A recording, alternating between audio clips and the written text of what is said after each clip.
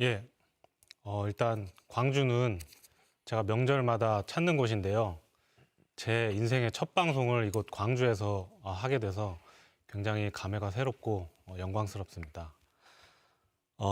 일단 전라도는 조선 팔도에서 제일 가는 음식도 음식이지만은 이제 앞으로 풍부한 수산물과 그리고 이제 우리나라 전기차 그리고 재생에너지에 있어서 굉장히 중요한 곳으로 될 것입니다. 그래서 호남이 좀 더 발전하기 위해서는 현재 계획을 유지하고 상황 유지도 중요하지만은 그것보다는 이제 앞으로 점점 인공지능화, 자동화가 될 예정인데 필연적으로 따르는 이제 노동시장 개혁에 우리가 적극적으로 대처를 해야 됩니다. 대처를 해야 되는데 사실 최근에 일어난 이제 타다 사태에 관련해서도 민주당 정부의 대응이 적절하지 못했고 운송시장 면허에 있어서도 미리미리 운송 면허를 매입을 하면서 좀 더 이해 충돌 당사자들 간의 대화를 유도하고 최대한 그 스타트업이 성장하고 새로운 산업이 발전할 수 있도록 역량을 다해야 함에도 사실 지금 굉장히 믿음직스럽지 못한 것이 사실입니다. 그런 면에 있어서 저희 특히 민생당은 민주당 정부의 쓴소리를 하면서 앞으로 신산업이 최대한 발전할 수 있도록 특히나 이제 호남은 이제 재생에너지 클러스터 이제 나주 에너지밸리와 새만금의 이제 해양 태양력이 이제 들어설 예정인데 그런 것들을 최대한 지원하면서도 신산업을 주도하는 스타트업들이 마음 놓고 실험할 수 있도록 하는 환경을 만들기 위해서 최선을 다하겠습니다. 진정한 위기는 낡은 것이 죽어갈 때 새로운 것이 태어나지 않는 것이라고 합니다. 저희 민생당 지지해 주십시오. 감사합니다. 네, 이번 순서는 각 정당을 대표하는 후보들이 유권자들의 약속하는 정책과 공약을 듣는 시간입니다. 저희 민생당은 민생을 가장 우선시하는 정당입니다. 일단 제가 비례대표가 된 것만 해도 그렇고요. 저는 고졸의 만화가입니다. 사실 굉장히 갑질도 많이 겪었고 이제 그 갑질에 대한 이제 해결책으로서 표준계약서 같은 것들을 제안을 하면서 정책 활동을 시작했습니다. 그런 민생을 가장 잘 아는 사람들이 모여 있는 곳이 저희 민생당이고요. 그 저희 민생당의 이제 주요 공약은 호남에 대해서는 이제 공익형 직불제 3조 확보 등이 있는데 사실 이것보다 저는 더 중요하다고 생각하는 게 그 문재인 대통령께서 광주형 일자리를 이제 공약하셨고 지금 추진하시는 중입니다. 근데 보면은 사업 계획을 봐도 그렇지만 지금 광주형 일자리가 지지부진한 거는 노사 간의 문제가 아니고 사실 기업에 있어서 가장 중요한 것은 상품성이거든요. 근데 우리나라가 굉장히 세계적으로 드물게도 이제 여러 자동차 회사들이 경쟁하는 곳이 바로 우리나라인데 근데 그런 우리나라에서 1000cc 미만의 SUV를 상품 개발해서 팔겠다고 하는 아주 기본적인 단계부터가 잘못되지 않았나. 우리나라 사람들은 일본과 다르게 작은 경차를 조금 들 타고 이제 중형차를 선호하는데 일단 상품성부터가 굉장히 계획이 잘못됐기 때문에 광주형 일자리를 보완하는 데 있어서 상품성 중심으로 저희가 민생당이 많은 조언을 드리겠다라고 말씀을 드리겠고요.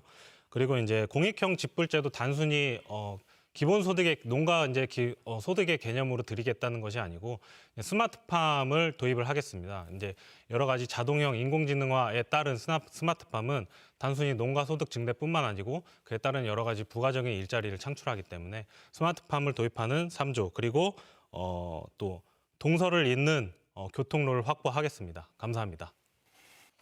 네, 이번 순서는 이제 주도권 토론 시간입니다.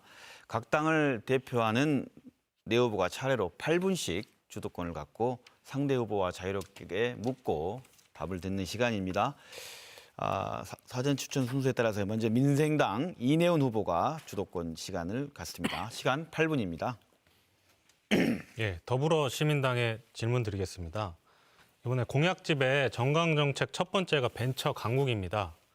근데 공약에 보면 2023년까지 택시 그리고 드론 택시 상용화 계획이 있는데 현대자동차와 우버는 2028년까지 상용화를 하겠다고 했거든요. 그거를 4년이나 앞당기겠다는 것도 참 어처구니 없다고 생각을 했지만은 그렇다면은 지금 사실상 그 타다 문제에 있어서 검찰에서 국토부에 2번이나 질의를 했음에도 답변을 미뤄가지고 결국엔 타다와 택시 조합이 싸우게 만들어가지고 지금 타다를 죽이게 된 상황인데요. 그러면 택시 면허는 앞으로 어떻게 해야 된다고 생각하십니까? 질문입니다. 상당히 세밀한 디테일한 질문이신데요. 말씀하신 대로 타다와 우리 택시 관련 단체 간의 이러한 부분의 갈등의 부분에 대해서는 상당히 안타깝게 생각을 합니다. 우리 사회가 사회적 갈등 기구를 통해서 많은 부분들을 논의했고 그렇습니다만은 실제적으로 양 당사자가 조금씩 양보해서 우리 사회의 여러 가지 효과들을 극대화할 수 있는 방향으로 나아가야 되는데 그렇지 못했다는 부분에 대해서 상당히 안타깝게 생각하고요. 택시 면허에 대한 어떤 구체적인 방법 이런 부분들은 제 전문 분야가 아닙니다만은 질문하신 대로 우리 사회의 여러 가지 효용을 극대화하고 경제적 가치를 극대화하고 규제를 완화할 수 있는 방안에서 적극적인 방안을 강구해야 될 것으로 생각합니다. 네, 택시 면허에 대해서는 정부에서 민간에 이제 개방을 해가지고 민간이 매입할 수 있게 하게끔 하겠다고 발표를 했는데 모르고 계신 것 같습니다. 넘어가겠습니다. 그리고 정의당에 묻겠습니다. 오늘이 이제 타다 베이직의 마지막 날입니다. 정의당에서는 진작부터 타다 사건에 대해서 불법 노동이다 이런 입장을 취했던 걸로 알고 있는데요. 이제 타다 노동자들은 어디로 가야 되는 것입니까? 네. 이제 전체적으로 실은 이제 택시 노동자들 아시겠지만 실제 택시 노동자들이 하루에 10시간을 넘게 일하지만 최저임금도 못 받는 정도로 굉장히 열악한 상황입니다. 그런데 이제 어떤 새로운 수요가 생길 때 기존에 있는 노동자들에 대해서는 어떻게 할 것인지 충분히 합의나 이런 것들을 통해서 어떤 방안을 찾아야 된다고 생각하고요. 그런 면에서 이제 타다 노동자도 실제로 시민들이 이용하기에는 편할지 모르지만 그들의 이야기를 뉴스에서 봤을 때 실제로 별점 몇 개로 해서 바로 문자로 해고되고 이런 상황들입니다. 그래서 이런 문제와 관련해서도 실제로 그들의 노동 삼권이 보호될 수 있도록 방안을 좀 찾아봐야 된다고 생각합니다. 네, 그 타다에 대한 뭔가 이해를 잘못하고 계신데, 그러니까 타다는 산악금제를 없앨 수 있는 롤모델을 만든 모델이거든요. 중앙집중형 플랫폼을 방식을 통해서. 알고 있습니다. 예. 하지만 네네. 그럼에도 불구하고 실제로 그들의 노동 평가를 별점 방식으로 하고 네. 실제로 그 별점을 잘못 받으면 그럼 바로 해고하는 등의 문제가 있어서 실제로 이 노동자들이 오히려 택시 노동자들보다 훨씬 그 노동 조건이 열악하다는 문제들이 제기되고 있었습니다. 네, 일부 동의합니다. 네. 그게 왜냐하면 대리운전이나 그런 타다 기사분들도 그걸 사실 지금 스타트업 단계에서는 장기적인 일자리로 보고 일하시는 분들이 많지는 않기 때문에 그런데 참고로 말씀드리자면 저는 평점 4.68의 타다 기사입니다. 네, 말씀드리고 다음에 더불어시민당에 말씀드리겠습니다. 열린민주당 아닌가요? 죄송합니다. 이게 민주당의 적자가 누군지 제가 계속 헷갈려가지고 그렇습니다. 적자가 누군지 좀 밝혀주시기 바랍니다. 이제 사실상 준연동형 비례대표제에 가장 혜택을 많이 받는 정당인데요. 왜냐하면은 민주당에서 만약에 꼼수 비례 위성 정당을 만들지 않았다면은 당연히 민주당 지지자들은 표가 이쪽으로 몰렸겠죠. 하지만 민주당이 꼼수 위성 정당을 만들면서 똑같이 민주당에서 다른 분들이 떨어져 나옴으로 인해서 정당을 하나 더 만들었고 지금 민주당이 3개로 쪼개진 상황입니다. 이게 참 저희가 저희 당의 손학규 대표께서 단식하면서 준연동형 비례대표제, 그때는 연동형 비례대표제였죠. 연동형 비례대표제를 어렵게 다시 촛불을 살려서 이끌어내서 4+1을 통해서 통과를 시켰는데 연동형 비례대표제의 취지가 지금 굉장히 많이 무색하게 된 것 같습니다. 그래서 질문을 드리자면은 준연동형 비례대표제는 사실 이번 21대 총선에서만 적용되지 않습니까? 네, 그러면은 연비제를 폐기해야 된다고 생각하십니까? 아니면 100% 연비제로 가야 된다고 생각하십니까? 연동형 비례대표제에 대해서 앞서 주신 말씀부터 좀 설명을 드려야 될 것 같습니다. 잘 아시는 것처럼 연동형 비례대표제를 마지막까지 반대하다가 연동형 비례대표제의 법률적 허점을 이용해서 꼼수를 부린 최초의 정당은 미래통합당이고 그렇게 해서 만들어진 당이 미래한국당이었습니다. 후보자께서도 잘 알고 계실 거라고 생각합니다. 그 부분에 대해서 연동형 비례대표제를 위해서 최선을 다해서 노력하신 우리 정의당의 아낌없는 비판 충분히 받아도 마땅하다고 생각합니다. 그 꼼수 때문에 미래를 참칭하면서 과거로 돌아가고자 하는 수구 세력의 의석을 최소화하기 위해서 만들어진 정당들이 지금 더불어시민당과 열린민주당이라고 알고 있습니다. 저희들이 세 쪽으로 갈라졌다고 말씀하십니다. 보기에는 세 쪽으로 갈라진 걸로 보이실지 모르겠습니다. 그렇지만 세 당이 지향하는 바는 다 똑같습니다. 제가 강줄기가 모두 모여서 큰 바다로 흐르듯이 더 큰 하나가 되기 위해서 노력하는 민주개혁 진영의 지평을 넓히겠다고 늘 말씀드려온 바 있습니다. 그 길에 늘 함께할 것이고 국회가 개원되면 여기 계시는 정의당이나 민생당 후보님도 역시 민주주의와 개혁의 전진을 위해서 함께해 주실 거라고 믿고 있습니다. 연동형 비례대표제는 문재인 정부의 공약이었을 뿐만 아니라 그 설계 과정에서 많은 논의가 있었던 제도입니다. 이번에 이런 꼼수를 허용하지 못하도록 이 선거법 또 선거제도는 반드시 바뀌어야 합니다. 그리고 연동형 비례대표와 관련해서 권역별 비례대표제 또 석패율과 관련해서도 이번 선거의 경험을 바탕으로 정밀한 공약 설계 또 정밀한 제도 설계를 통해서 어떤 것이 가장 민의를 확실하게 대변할 수 있는 것이고 민의를 배신하지 않는 제도가 될 것인지 저희는 재설계를 통해서 만들 수 있다고 생각합니다. 꼼수를 허용하지 못하게 하는 제도로 하면 예를 들면 어떤 게 있을까요? 가장 대표적으로 비례대표 정당의 위성 정당을 설립하지 못하게 하는 게 있을 수 있겠고요. 그다음에 그 비례대표 후보를 선정하는 과정에 있어서도 많은 꼼수가 있습니다. 지금 여기 앉아 계시는 후보님들도 본인이 갖고 계시는 순번이 있는데 그 순번을 어떻게 받으셨는지 정확히 알지 못하실 겁니다. 이렇게 당 지도부 마음대로 하는 순번, 그다음에 칸막이가 필요하다면 그 칸막이는 왜 필요한 것인지, 비례대표 후보를 선정하는 절차는 어떻게 되어야 하고 그것이 연동형 비례대표와 어떻게 연계되어야 하는지 이런 것들은 앞으로 국회에서 머리를 맞대고 많은 논의와 토의가 필요한 부분이라고 생각합니다. 예, 알겠습니다. 제가 이해하는 광주 정신은 그러니까 이게 비록 이 행동에 결과가 나올지 않을지라도 옳은 것을 따르는 것으로 알고 있습니다. 하지만은 사실 이번 연비제 사태 관련해서 미래통합당이 꼼수를 썼기 때문에 우리도 꼼수를 쓰겠다라는 민주당의 주장에 대해서는 저는 아직도 잘 이해를 하지 못하겠고 그 틈을 타고 이제 새로 창당을 한 열린민주당의 뜻도 저는 아직 이해가 잘 안 됩니다. 다음은 열린민주당 최광욱 후보에게 주도권 토론 시간 8분 드리겠습니다.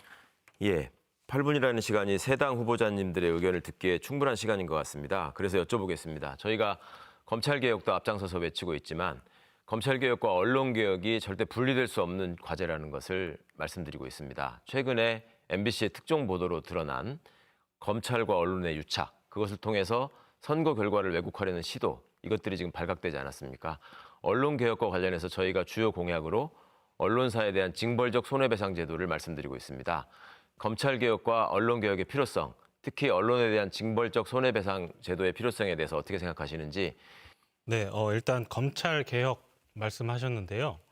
사실 민주화는 투쟁의 역사다 보니까 검찰을 이렇게 단수화해가지고 싸운 기억 때문에 사실 검찰개혁이 이제 문재인 정부의 가장 큰 어젠다 같습니다. 하지만 많이 검찰도 좋아지고 있다고 생각을 하고요. 모두가 다 그런 건 아닙니다. 이제 검찰과 언론과의 유착 이제 징벌적 손해배상제를 말씀하셨는데 사실 징벌적 손해배상제를 시행하면 그러면 지금 이제 검찰이 이제 검찰 출입 기자들을 통해서 계속 이런 피의 사실이나 그런 여러 가지 사실들을 흘리고 있지 않습니까? 그런 것들이 고쳐질까를 봤을 때 저는 징벌적 손해배상제로 그걸 고칠 수 있을까는 의문이 들고요. 왜냐하면은 항상 보면은 큰 언론들은 법과 이렇게 인맥의 힘으로 여러 난관들을 헤쳐나가지만은 항상 보면 위험한 기사를 내고 하는 것들은 작은 언론들도 많거든요. 근데 그분들이 정말 그런 유혹을 뿌리칠 수 있을까라는 측면에서 징벌적 손해배상제는 도입 취지는 이해는 하면서도 실효성에 있어서는 조금 의문이 든다라는 말씀을 드리고 조금 추가적으로 말씀드리자면은 사실 검찰이 언론과 유착을 하는 그 과정은 지금 공소장 공개하는 것과 굉장히 밀접하게 생각을 합니다. 제가 개인적으로는 추미애 장관님을 지지하지는 않지만 공소장 공개 반대 입장에 대해서는 공소장 공개는 첫 번째 재판이 열리기 전까지는 반대하지 않는 게 옳다라고 개인적으로 생각하고 저희 정책팀과 논의하고 있습니다. 감사합니다. 징벌적 손해배상 제도에 대한 민생당의 이해가 조금 잘못되신 부분이 있는 것 같아서 추가로 좀 말씀을 드리겠습니다. 징벌적 손해배상 제도라고 하는 것은 언론의 오보에 대해서 다 적용되는 게 아닙니다. 악의적이고 허위 사실을 기초로 한 왜곡 보도, 이거에 대해서는 이대로 방치해서는 안 된다라는 점. 근데 우리가 시민 사실 여러분께서 항상 말씀 마치고 좀 네. 얘기해 주십시오. 시민 여러분들께서도 잘 알고 계실 거라고 생각합니다. 미국의 경우에는 언론사의 보도국만큼 팩트체크팀이 그대로 활동합니다. 그래서 취재 기자가 취재원에 대해서 물어봤던 내용들을 팩트체크팀이 다시 확인하고 기자가 제대로 보도를 한 것인지 그 팩트를 독자들에게 제대로 전달한 것인지를 확인합니다. 왜 그렇게 하겠습니까? 미국의 언론이 허위 왜곡 보도, 특히 악의적인 보도를 하게 되면 징벌적 손해배상 제도에 의해서 언론사가 파산에 이르게 됩니다. 이런 점들 때문에 파산을 통해서 100억, 1000억의 손해를 입느니 10억을 들여서 팩트체크팀을 활용하고 그걸 통해 최대한 노력을 하고 있는 것입니다. 이런 제도가 우리나라에 필요하고 그런 것들을 통해서 언론의 지금까지의 이상한 행태들, 또 횡포들, 부적절한 유착들 이런 것들이 근절될 수 있다고 말씀을 드리는 것입니다. 국회의원 면책 특권에 있어서 이 국회의원의 발표의 사항에 있어서도 이런 징벌적 손배제를 도입하면 굉장히 좋을 것이 저도 뭐 여러 번 대선 지선을 치러봤지만 민주당에서는 그런 왜곡 보도 이런 것이 없었다고 말씀을 지금 하시는데 저는 뭐 여러 가지 목록을 갖고 있거든요. 그래서 징벌적 손배제는 언론뿐만 아니고 정치권에도 적용을 해야 된다고 생각합니다. 국회의원한테 징벌적인 손해배상을 한다는 것은 민사소송의 기본하고는 좀 맞지 않는 말씀인 것 같고요. 금전적으로는 할 수 있죠. 사법적으로는 할 수 없어요. 누가 원고가 돼서 누구를 상대로 한다는 말입니까?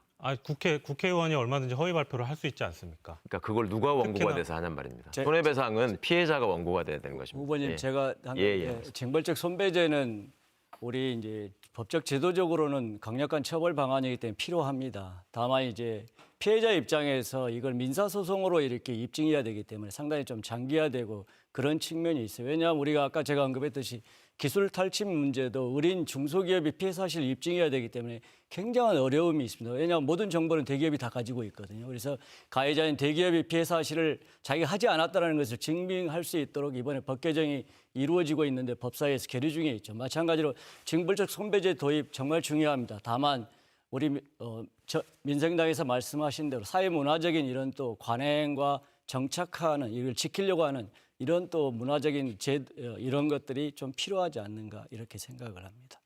정당이 원고를 맡으면 되겠죠. 네. 예, 최강욱 후보의 주도권 토론 시간이 끝났습니다. 각 당의 공약과 정책을 중심으로 토론하는 자유토론 시간 이어지고 있습니다. 이어서 정의당 강은미 후보에게 주도권 시간 8분 드리겠습니다. 다음은 이제 민생당에게 묻겠습니다. 아까 이제 농민 이야기를 하셨는데 우리 정의당도 농어민 문제는 굉장히 중요하다고 보고 있습니다. 농민들은 우리나라 농정을 근본적으로 전환시킬 농정 대개혁을 요구하고 있습니다. 그런데 이제 민생당이 제가 보기에 농업에 대한 전반적인 전략이 없어 보이고 저소득 취약계층을 위한 바우처 그리고 선별적 복지 이런 것만 이야기하고 있지 않냐 하는 생각이 들어서 전체적으로 농어민 수당을 확대하는 거 그리고 농민 기본소득을 전 농민에게 단계적으로 지급하는 방안 등이 좀 필요하다고 보는데 혹시 어떻게 보십니까? 예, 저희 정책 공약집에 나와 있는 부분들은 사실 지금 수도권과 이제 농지의 계속 소득 격차가 커지고 있고 특히 문화적인 인프라 이용에 있어서 삶이 많이 달라지고 있기 때문에 그런 여러 가지 지원을 많이 해줘야 된다라고 정책 공약이 기본적으로 했던 거고요. 거기서 이제 더 나아가서는 결국에 중요한 거는 소득을 높여줘야 되는데 그럼 어떻게 소득을 높여줘야 될 것이냐 하는 부분에 있어서 저희가 아까도 제가 말씀드렸지만은 공익형 직불제를 단지 그냥 소득을 보완해주는 차원이 아니고 좀 더 부가가치가 높은 농산물을 생산하고 개발할 수 있도록 스마트팜을 도입을 하고 여러 가지 지원을 더 확대해 나갈 계획입니다. 네. 이제 스마트팜도 많이 이야기하시는데 실제로 스마트팜을 설치할 수 있는 농민들은 대농 중심이어서 실제로 대농들 중심보다는 소농이나 그리고 어쨌든 국토의 많은 부분을 지키고 있는 농민들에 대해서 어떻게 이 소득을 보존해 줄 것인가에 대한 방안은 적절하지 않다고 생각합니다. 실제 이제 우리 이 심각한 기후 위기로 국민의 먹거리를 지키는 건 식량 안보라고 이야기할 만큼 중요한 사안입니다. 그런 면에서 정의당은 식량 자급률을 목표치를 정해서 법제화하자는 정책을 가지고 있고요. 농업 재보상보험법도 도입하고 그리고 농민 기본소득을 주장하고 있습니다. 이런 정책들을 통해서 농어민들이 좀 더 제대로 살아갈 수 있는 대한민국 만들기 위해서 노력하겠습니다. 네, 끝으로 더불어시민당 김경만 후보에게 주도권 드립니다. 시간 역시 8분입니다. 먼저 제가 질문하기에 앞서서 마치 그 답변할 틈이 없어가지고 몇 가지 네. 사항에 대해서 말씀을 드리고 질문을 하도록 하겠습니다. 앞서 민주당이 세 개로 쪼개진 당이 아니냐, 더불어시민당, 더불어민주당 그리고 또 하나의 당을 염두에 두고 말씀하신 것 같은데 이해찬 당대표께서도 분명하게 말씀하셨고 모든 민주당원들한테 메시지를 전한 걸로 알고 있습니다. 더불어시민당과 더불어민주당은 한 형제당이고 나머지 당은 민주당을 참칭한 당이라고 마치 그렇게까지 표현했습니다마는 어쨌든 세 개로 쪼개진 당이 아니다라는 것만은 분명하게 말씀을 드리겠습니다. 민생당 이내훈 후보님께 질의하겠습니다. 민생당은 4년 전에 있지도 않은 호남 홀대론으로 호남 유권자들을 현혹하여 많은 국회의원을 배출한 국민의당을 모태로 하고 있습니다. 지난 4년 국회에서의 그 일을 보면은 문재인 대통령의 안정적인 국정 운영을 상당히 또 어렵게 한 것이 국민의당이요, 바른미래당, 대한신당, 민주평화당 그리고 민생당이라는 이야기가 있습니다. 그런 기억이 생생한데 지금 와서는 또다시 호남 유권자들에게 표를 달라고 하고 있습니다. 혹시 후보님께서는 이러한 민생당 후보들의 과거 행적이나 행태에 대해서 어떻게 생각하시는지?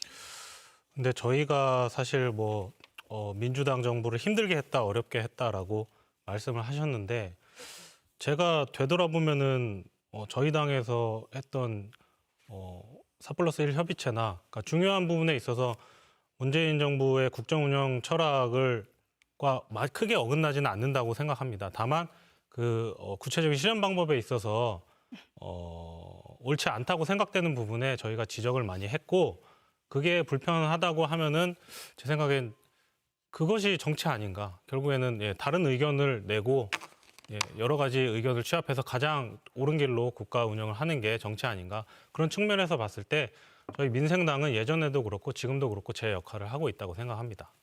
네, 광주 MBC가 주관하는 제21대 비례대표 국회의원 선거 후보자 초청 토론회 이제 마무리할 시간입니다.